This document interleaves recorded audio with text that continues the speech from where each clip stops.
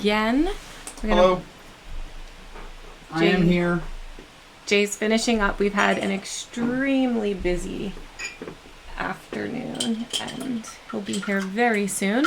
So make sure you grab your drink, settle in with us for some chatting, relaxing, hopefully enjoyment. I've got just a sparkling water. Oh, jeez. You all right? Yep. Sorry. This is me, right? Yes. Sorry, I didn't have it right. I've got a sparkling water. I have iced tea over there. I know. Alright, I'm back. I'm here. I made it. I'm alive. I got us a little eye mask so we can relax later too, because it's been Check it out. a rough day. And I just like these. I don't know if they do anything, but they're fun. They relax me. So I mean, they feel nice, right? Mm-hmm. Cheers.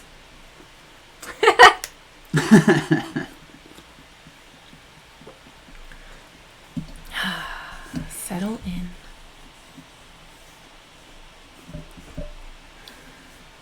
What? Tell me something new.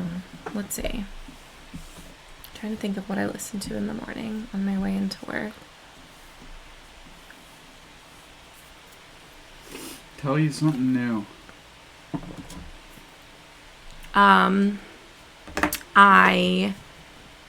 Did you know there were a bunch of construction workers stuck in a cave, I guess? Stuck underground, in India. Oh, I'm not surprised. I just learned that this morning when I was catching up I on mean, I did things. not know. No, I did not know that.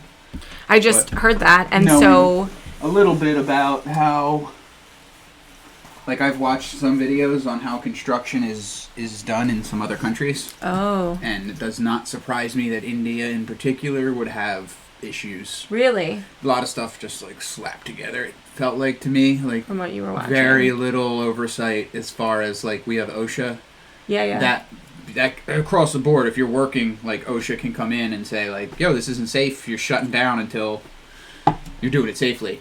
I don't know if they have anything like that, but if they do, it's like it's just another one of those scale problems, I think, because there's so many people and there's so much going on that it seems like a lot of the time stuff is done like in a very unsafe manner because it's like we're getting by. Yeah. We're putting whatever works or it's good enough, like kind of thing. So I can see that mentality being brought into a space where it's got no business being, like in a larger work site where you're digging maybe like a 40-foot foundation for like a skyscraper or whatever. It's like heavy machinery, very serious work.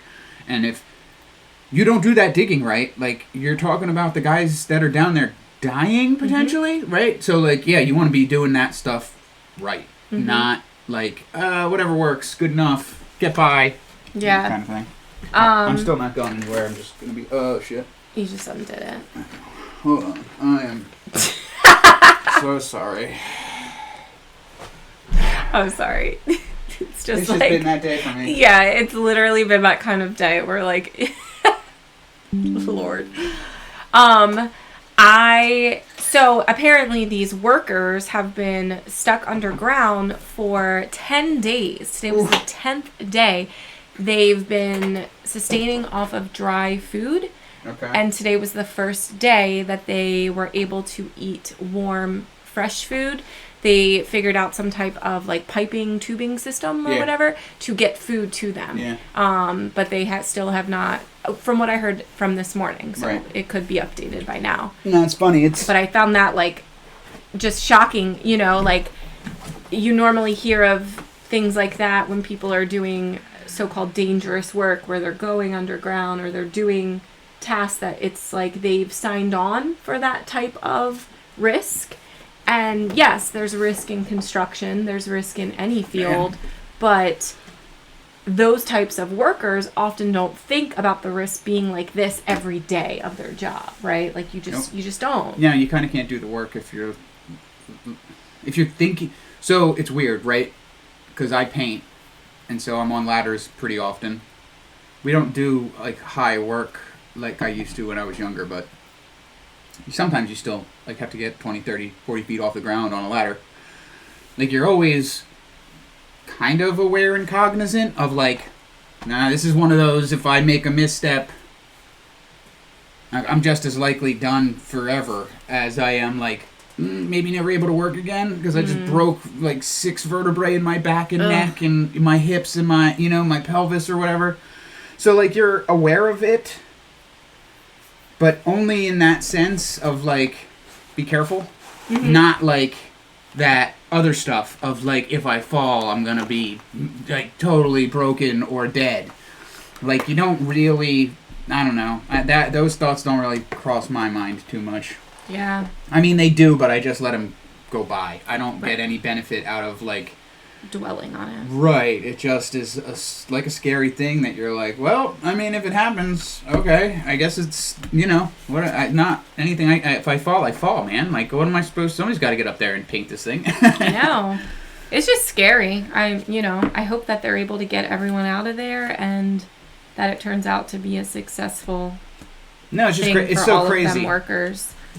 Because in the beginning you were like, oh, I'm not sure if it's a cave or just a hole. Really not different. That's the rescue method that they use when cavers get stuck. It's like, all right, well, if we can't get you out, we're going to try and get oxygen, like air, water, and food down to you until we can maybe figure out a way to get you out. Like, just to buy us time.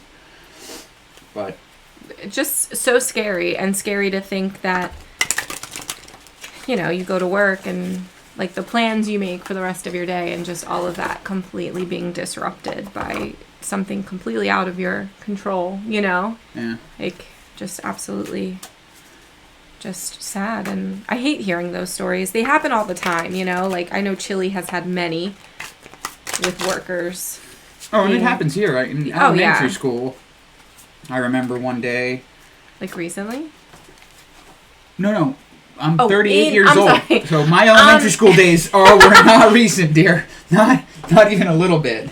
No, I didn't think you said. I thought that you were saying in elementary school. Like, no, when I was like in a beginning of a story, and so when I was in elementary school, correct. The principal, they came up to the room and asked to speak to one of the students, and everybody was like, "This is weird. Like, this has never happened before. Like, we had no idea what it was. We knew it probably wasn't good, right? But like, we didn't know what it was." And I think at the time we didn't put 2 and 2 together, but like the way the principal came in and asked to speak to this student probably colored our impression of it, and that's probably why we were like, "This seems really bad," or like even a little scared. Her father had died. He was working on like a bridge in Philly or something. Oh God! Fell into one of the like pylons that they were pouring, and they just couldn't get him out, and so he died. And like that has always stuck with me because like how awful for her to like. Oh my God! Go to school and then. And they told her that hurt, or you don't know. It was like on the news because it was like 95 or something that they were working on. So it was like a big construction project, and it was doing big things to traffic. And I guess they were afraid that because it was on the news, she'd get somebody would say something to her before she got home, and so they were like, "We have to let her know as soon as possible." I assume. I have no. I was probably with like the in parents' 4th grade or 5th permission, grade or too, something. Yeah, her mother, I imagine, gave the go ahead for that, or maybe even her mom was there in the hall. I don't know. I don't think she ever came back into the classroom. I don't know. She just left. And if she did, that'd be insane. Like, no. Yeah. Well, the world was a different place 30 years ago. That's for sure. All right, let me see what card I need for the day.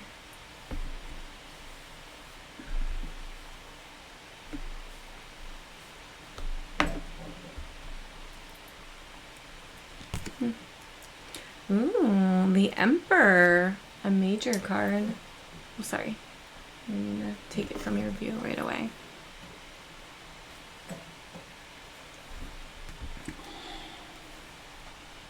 I want to take a peek at it as well. He's a boss. I like these cards because I know this one is going to have some Christianity in it. Oh yeah, no. I mean, there's a. And He's got a. I think that's potentially a chalice probably. with a cross on it, and he's carrying a staff or scepter. It's sort of reminiscent of a scepter, the shepherd, staff. right? The shepherd Christ. Mm-hmm. Oh, yep, dead on. In his other hand, the orb now proclaims his allegiance to the Christian God. Where's that? Can you show me that? So the orb is here. Okay. Under the cross. Can you turn it to me for just a second? Yeah, I said it like maybe a chalice. I wanted to call it a ball or an orb, Sorry. But I was like, I don't know. I was an altar server, and I've never seen anything like that. And so it says that this is Arthur Pendragon, Cornish king of the Dumnoi. I don't know if I'm saying that right. Celtic people who lived in Cornwall and Devon during the so-called Dark Ages. Yeah, I've heard of this guy. He's a big deal. Legendary ruler. Yeah. He was romanticized in Norman and Saxon chronicles, apparently. There you go. So there's a circular emblem behind him. It's significant of the Round Table and the Order of the Knights, who helped to maintain his rule of law and justice. And then... Interesting. The curious face revealed between the jaws of two serpents above him has a strange, impassive expression, which reflects the Celtic sense of mystery. Oh my gosh, this makes me laugh when they say things like that, because I'm like, AKA Jay. I love my mysteries, I do. Can't help it. The quest of the Holy Grail was the most intriguing. Let's see. It's just giving examples like Joseph of Arimathea, Bran the Blessed, like giving examples of these stories.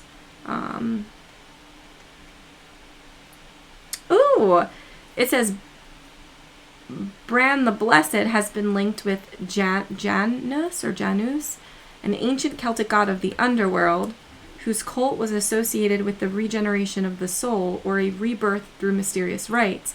But that exact name is also one of the three in Italian spiritual practices as well. Yeah, it might also be a god in the Roman pantheon. I think Janus is, or one of them, other than Celtic, I wanted to say, but... I just love those connections. Yeah. And then it begs the question, is that face that we see, is it the mystical head of Bran? It invites a question mark, but it is perhaps a good example of the depth and breadth of the spiritual consciousness of the Celtic people. Well, why would the head of Bran be between two serpent mouths? So it was, the Holy Grail was given to Bran, the Blessed, and it was, his head was said to have been preserved and later renovated for pilgrims to possess the powers of healing. And so Bran is linked with the soul of the Celtic god of the underworld. And then specifically, would you say serpents? Yeah, that's Bran. We're saying potentially. Mm-hmm. And then these are the serpents you said, and their mouths open in that passive kind of, like they have a kind of passive expression on their face, but they're actively eating his head, it seems to me. Right? Did I say they were serpents? Yeah, I thought so. I believe.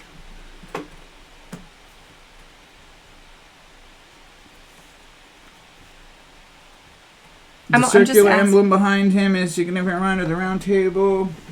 I think it's after that.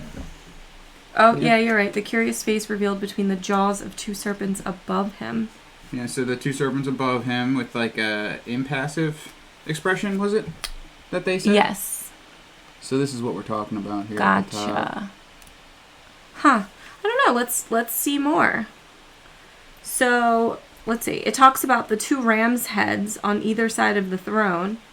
That's to go with the sign of Aries and the vernal equinox, March 21st. This is associated with male gods in pre-Christian calendar. A time when the king of Celts harnessed the masculine energy of fire, the solar energy of creative power. In a sacred ritual, he symbolically regenerated the strength of his people and established the order of the seasons. Okay, so this card deals with order and stability, reason, and the realization of responsibility in personal or administrative terms. It relates to the father of the querent in a personal sense, but also to an authoritative power, which can be the governing forces in society generally. It provides aid, a strengthening of convictions or attitudes. It can also mean a benefactor who will help the querent. It reveals a need to show compassion, even in victory. The querent's course of action is deemed correct. Strength of character has been established, and the way ahead is more encouraging now. The querent has learned to obey the rules, so to speak. Ugh. This is a particularly good card if the querent has been experiencing a lack of self-confidence. It reveals a definite ambition or skill which will surface and harness the creative energy within. That's great. It is corresponding to the Empress. However, it is not a spiritual guide, but more concerned with establishing a solid base of action in the material world. I am curious about the serpents.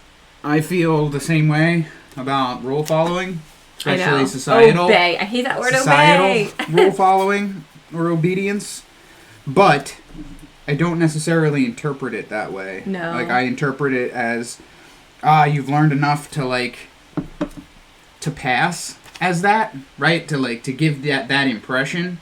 I know these social mores, and I'm following these things that I'm expected, just so that you're not getting fucking hassled, and that creates opportunity for you to make change in those things, because you're like a wolf in sheep's clothing, effectively, where you're like, no, yeah, I'm just law-abiding citizen over here. Right? Yeah. You know? Surely not planning the next revolution or anything, because I'm tired of these people just choosing not to govern. I think, well, a part of me is speculating that the serpents were included because it mentioned how this card deals with Aries, and just that energy of fire. And serpents aren't obviously like fire, but they are often associated as a like fire creature.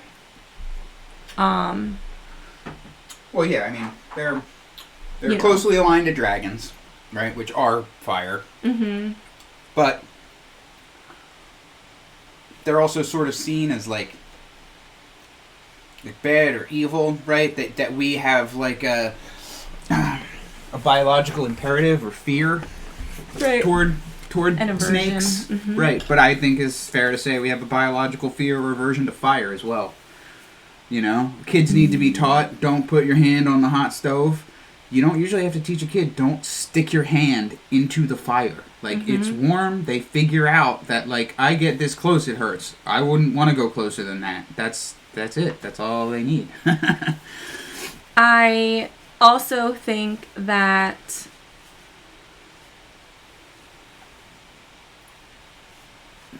because his head is coming out of those serpent mouths,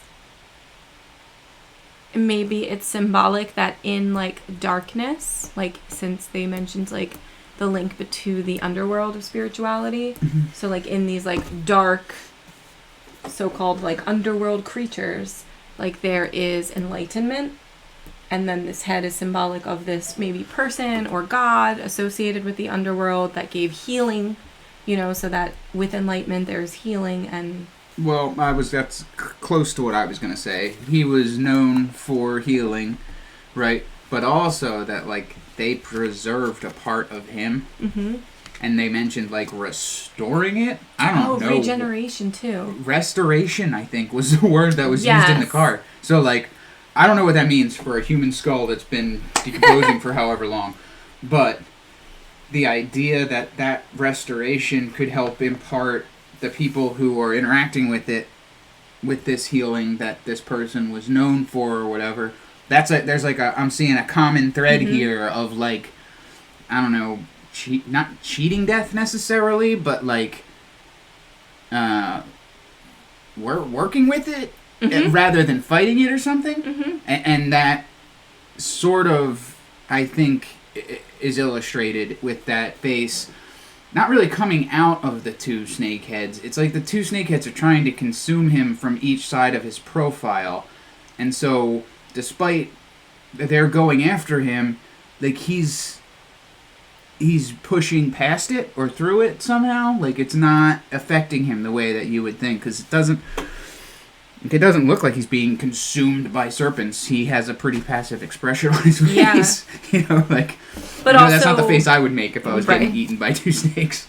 But also that idea of regeneration with, serpents shed their skin. Yeah. Like that whole concept of with the underworld and in, astrology and spiritual practices, like Celtic beliefs, you have the wheel of life, like you go through cycles. Death is not the end. Right. And learning about there's no death, end. Yeah. To a wheel. And being in touch with like the dark side of things is a mandatory aspect throughout your wheel of life, and you will just be born again into something new. So I could see this also being symbolic of that like, you reach like your fullest potential essentially as you go through that. These cycles, right? Yeah. Yeah, no, that makes sense. Yeah, that's a good card. I think I pulled that one not too long ago. I think it was one of the first cards I pulled, right? When I was I think so. Exploring the deck.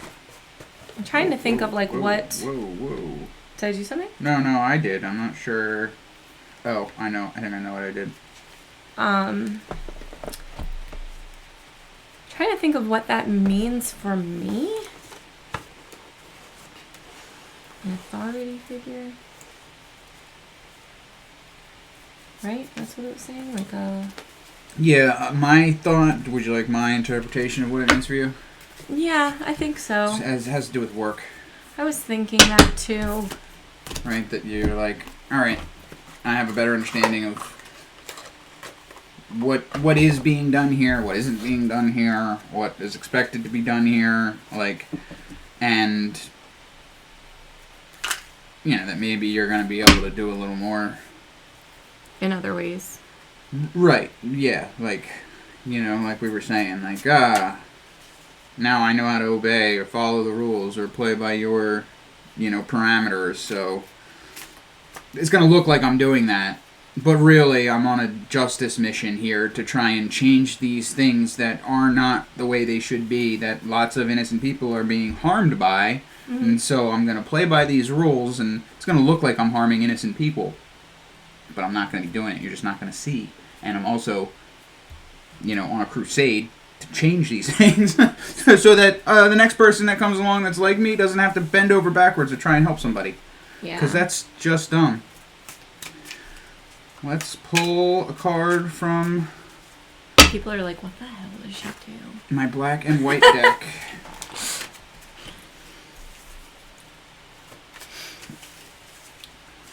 Do you know what you're going to do for dinner? No, I was just thinking about how this sparkling water is giving me life right now because I really wanted a glass of wine. I do have whiskey if you'd like a shot. I thought of that too, but I kind of I like that I've been putting it on pause, and I'm kind of like, can I do this? Not even can I, but because I know that I can.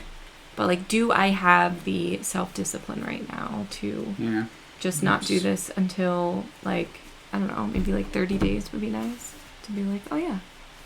You know what I mean? No, I do. Excuse me. And I know I can. I'm not...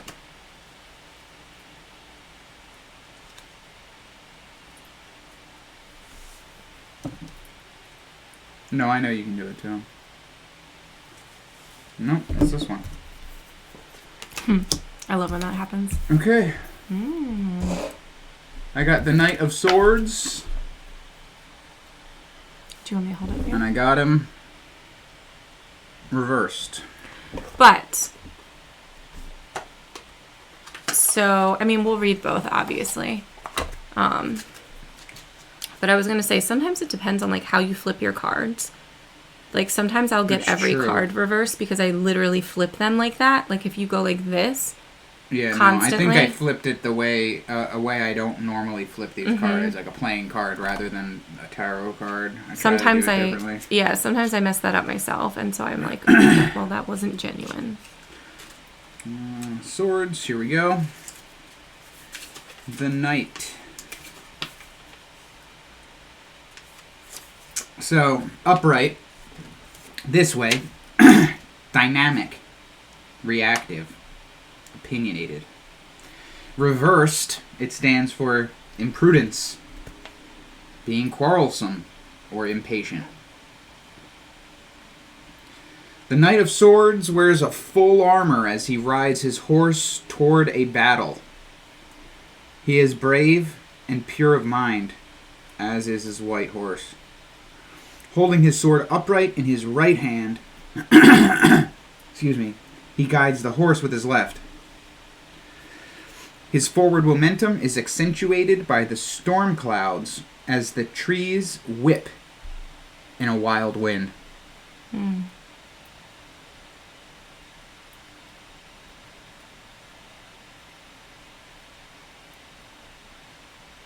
It's funny. I kind of feel like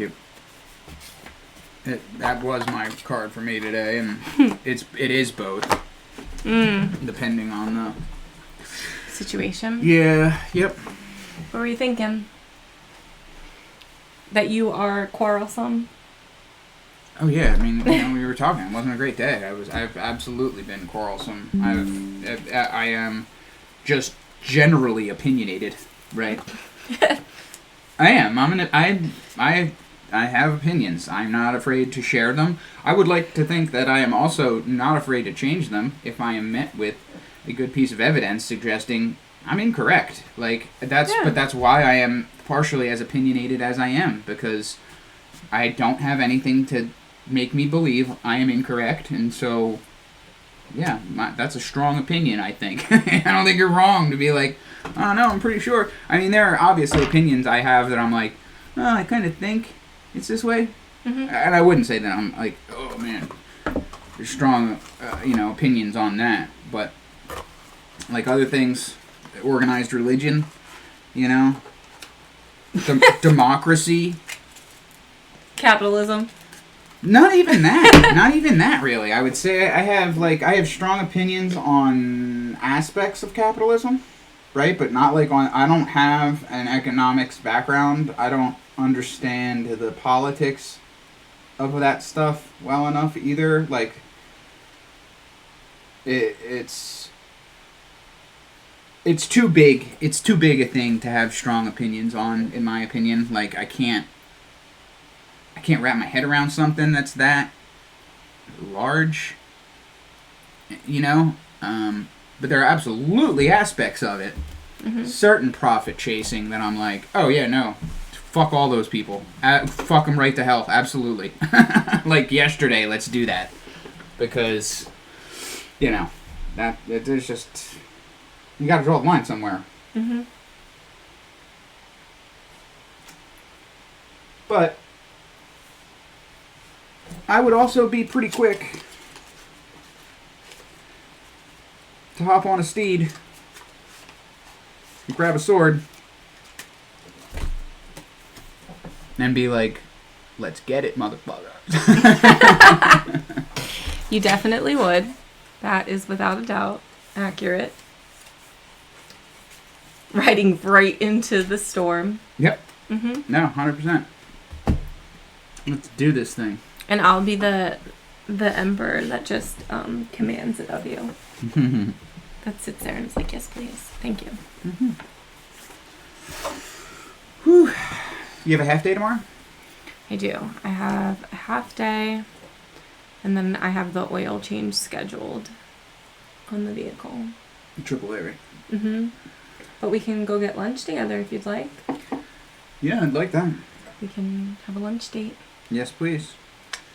Do we have any viewers that would like us to pull another card or pull a card for them? Anybody want to chat about anything? Vent.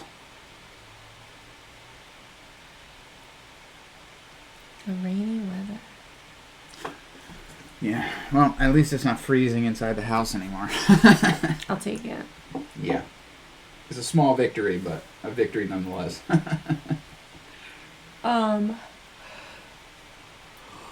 Excuse me. I don't know why I keep yawning so much. It's like I got here and immediately was like, boom, you're tired. Yep.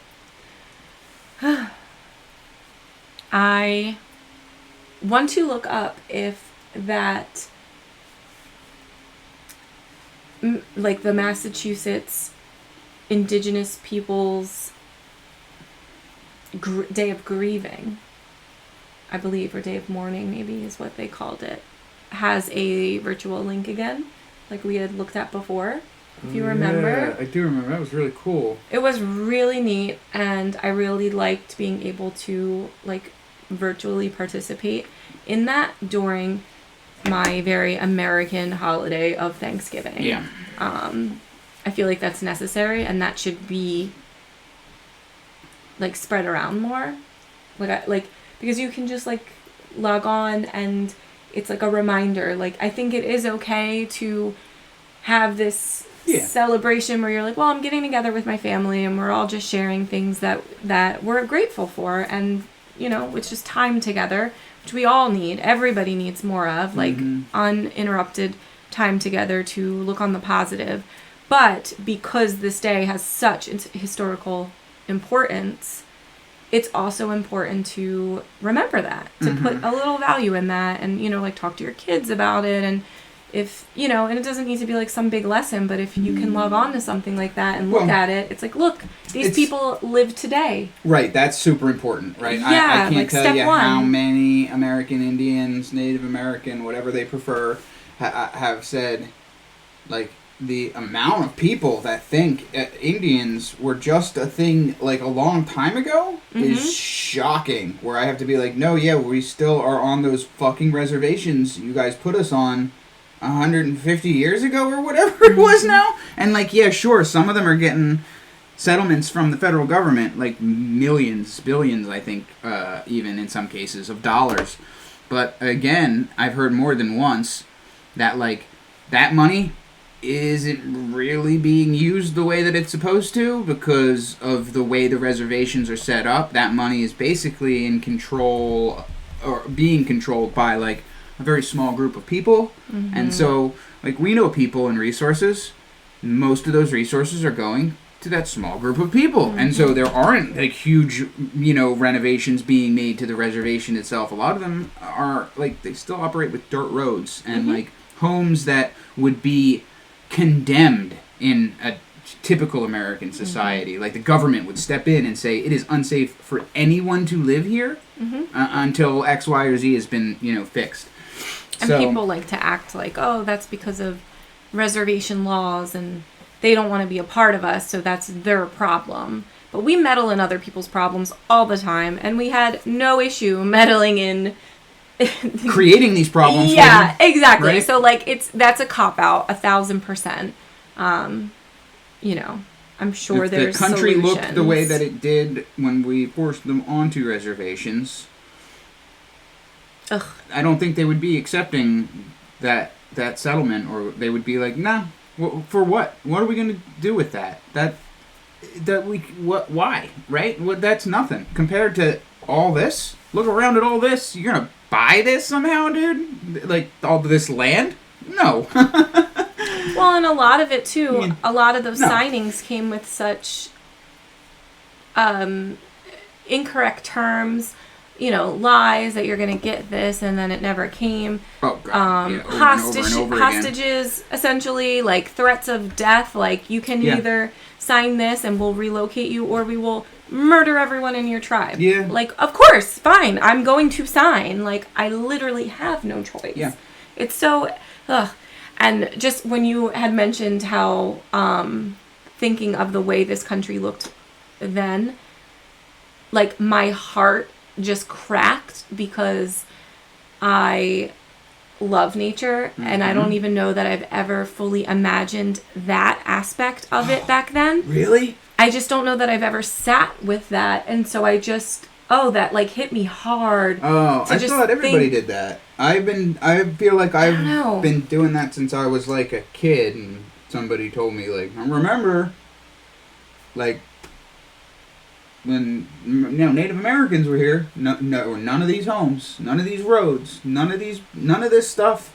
Oh, Like, just imagine what this was like. And so, like, everywhere I go, I'm always like, God, this Philadelphia would be so beautiful without all the concrete and steel and glass. And, like, I get it. We need buildings or whatever. But, like, we need them in like, all of the most beautiful places. Because the ports are usually, like, some of the most beautiful places. Well, that's the first place that humans are like, oh, nature, let's fucking flatten that shit and start putting up docks and putting up roads so we can ship stuff from here to there and then, transport it from this point on land to that point on land and everybody gets to make a buck. Like, okay, but for what? Like, what? I don't know. It's upsetting. It's upsetting how often I think about, oh my goodness, this would have been, it's so beautiful now, even with all the ugly human stuff. But my God, just imagine what it would have been like. Yeah. And it's a tragedy of the commons, right? Where the perpetrators of this great crime don't realize, like, what they're doing when they're doing it, because they all think, like, oh, well, what's a house here? What's a neighborhood there? What's a road through this forest? What's a, building in this clearing or clearing this forest, right? But you're doing that and you're doing that and he's doing that and she's doing that and they're doing that and then the next generation's doing that some more and then before you know it, oh, this beautiful thing we had, it doesn't even like at all resemble the beauty that it is still there. That's the other thing, is like nature is constantly trying to reclaim that stuff. I love looking at pictures of ghost towns or abandoned buildings and seeing the vines and the trees growing in the cracks. At the backyard. And the grass growing on the roof. And I'm like, yeah, buddy, take it back, Make it pretty again. It's... Yeah. I just don't think that I've ever been able to fully imagine that. Like, as a kid, I learned about that like here. Like I remember my dad being like, I played cowboys and Indians, and like, so that was something that I heard. And then being here in school, it was about the Lenape tribe and that they no longer existed. Yeah. And so like it was like, okay, and I visited the local thing where they act out and that's some like, of this stuff, and that's, I think I remember it reading, makes everything feel so like so long ago, and so disconnected from like how to perceive it. And just, we love hiking and the outdoors, that I just imagine some of the most beautiful places we've been and how that is all I want to do is stay there. Like I just want to like just feel the goodness of being surrounded by it, and how heartbreaking to be just go to where it's barren, to where you don't understand the terrain. You don't understand the seasons. You don't understand the animal migration. Right. You don't understand the plant life cycles, right? Just the things that you're literally relying on for food, shelter, clothing, like everything you need to survive. So not only would it be difficult, it'd be scary, right? And then we swoop in and we disrupt all the harmony of nature that was kept in cycle in many ways, just because they were peoples that observed this and participated in it in a reciprocal way, versus what we have done and continue to do for the most part. And, and it's weird too, right? Because like I don't want to leave out obviously the fact that like the American Indians weren't like just this, oh man, they're all just these amazingly great people and they never do anything that's like, dude, not cool, because they were murdering each other and enslaving one another. Humans. And doing all that awful human stuff. So, but they didn't destroy everything around them. Like, that to me is a pretty big plus. We've got modern medicine and modern conveniences, but I don't know. People, like, I wouldn't be the first person to suggest, like, technology, like, maybe not the greatest thing, even though it enables so much. But I do think that's sort of like a mistake, because I don't think it's the technology. I think it's people. I really do. I think there's a likelihood that people will annihilate all life in the known universe. And, like, nobody's talking about it. Nobody's talking about if we make the planet uninhabitable, that we are killing all life we know to exist. 100% of it, right? Like, there's maybe some tardigrades, like, in space still. I know that we sent some up, and some came back, but those are, like, single-celled. It's life, right? It's life, but, I mean, I don't know. Does that count? I can't imagine. I don't know. I just can't imagine no life.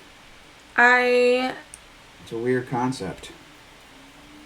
Yeah, I don't really worry about that too much, because I do feel like that's the ultimate, like, okay, maybe we are accelerating that, but also, like, maybe that is our purpose in a way, and we say, like, no life, but, like, we don't understand any of that, you know? Like, what are we defining as life? Like, what we scientifically know as life, or, you know what I mean? Like, are we extending beyond this because we know how life formed here, so maybe the combustion of it all would result in new life being formed, and maybe that is essential, and that's this process that exists. I did read an interesting article about the formation of life on early Earth today, and the Formosa reaction, I believe they were calling it. Mm-hmm. But obviously, our perspective of life, that's all we have. You know what I mean? I agree there's a possibility, right, that, like, things, and I don't want to get into, like, predeterminism, but just that things are happening the way they're supposed to, that things happen, they're supposed to, so, like, try not to fight it or worry about it too much, I guess. But I don't know, it just doesn't feel right. Something feels very wrong to me about the fact that one species could be responsible for the annihilation of an entire planet of life forms, and the only planet of life forms, right, that for sure that we know of in the solar system at least, and it's literally the only evidence of life forms we have in the entire known universe. So, like, not a big deal, but also, like, it's kind of a big deal, right? Like, it's I don't know. It's just weird. And I know there are, like, extremophiles, right, that can live in vents at the bottom of the ocean, or, like, in a magma chamber of an active volcano or whatever. Like, really hardy life forms. So I don't know how bad things would need to get.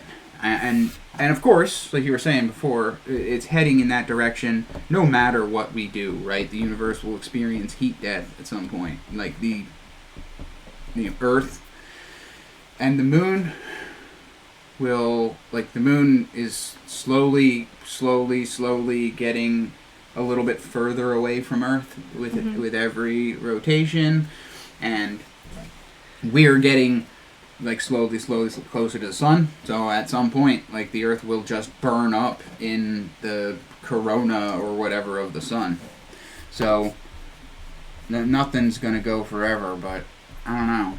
I just, it's a little bit strange that I don't think I've heard anyone else bring up the fact of, like, if we mess with this rock called Earth bad enough, like, we could basically make it uninhabitable for anything. And, like, even the, like, pro-life people, even the God people aren't like, whoa, wait a minute, though. Hold on, something's very wrong here, though, because you're talking about killing, like, the best creation God ever had, which was, like, life forms, right? Like, and a lot of religious people think humans are the best because we're in His image, right? But, like, but life is important, right? Because we're supposed to be stewards of the earth, but we're not stewards of rocks, right? We're stewards of the plants. We're stewards of the animals because they're alive. So, like, you would think those people would be super concerned about making potentially making the planet uninhabitable. But I don't hear anybody talking about it. It's all selfish. Is it going to be okay for humans? Well, I don't think so. You know? I think there are people that talk about that. yeah, I think maybe you're just not finding those groups. maybe. I know that there are, like, just because you mentioned religions, there are religions that do believe that all life is valuable.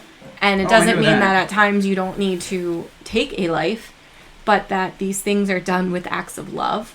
And they very much talk about, environmentalism and sustainability from the perspective of their faith, and encourage one another to that by taking those steps, they are, living with their, like, living towards their God or whatever it may be, like living the good life, whatever, I don't know, on the path, whatever Right. the hell they call it. But I think it just shows, right, like which religions are more in line with current things happening and maybe have shifted their values to, and some of them have not shifted. They've always been this way too, Yeah. No, that's which true. is the That's other true. thing. But yeah, I definitely think obviously in terms of those religions, but there are, like, that's kind of what environmental groups talk about all the time.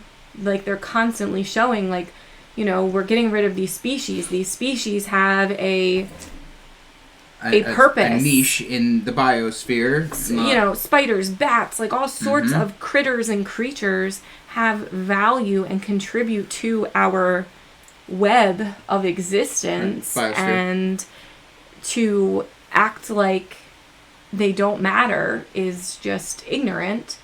So these conversations are happening, and it's very much that fear, like that dreadful fear of, if we don't act as a collective group of humans, we're destroying our own existence.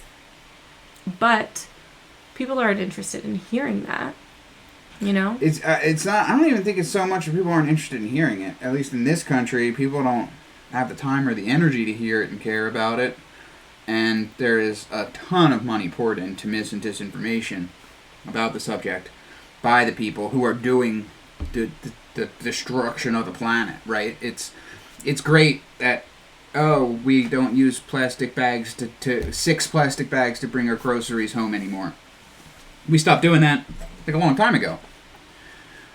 But why, when I buy a single roll of paper towels, is it wrapped in plastic? And my steak is wrapped in plastic, and there is a plastic film on the, paper that I'm peeling off of my butter, and sometimes a plastic wrap around the box on the outside, and there's plastic, all these corporations, like, if we had just asked one of those corporations to stop doing plastic and switch to a paper product instead, I think we would have done 100 times more good than saying, oh, our customers who are bringing stuff home, and you're not doing that anymore, right?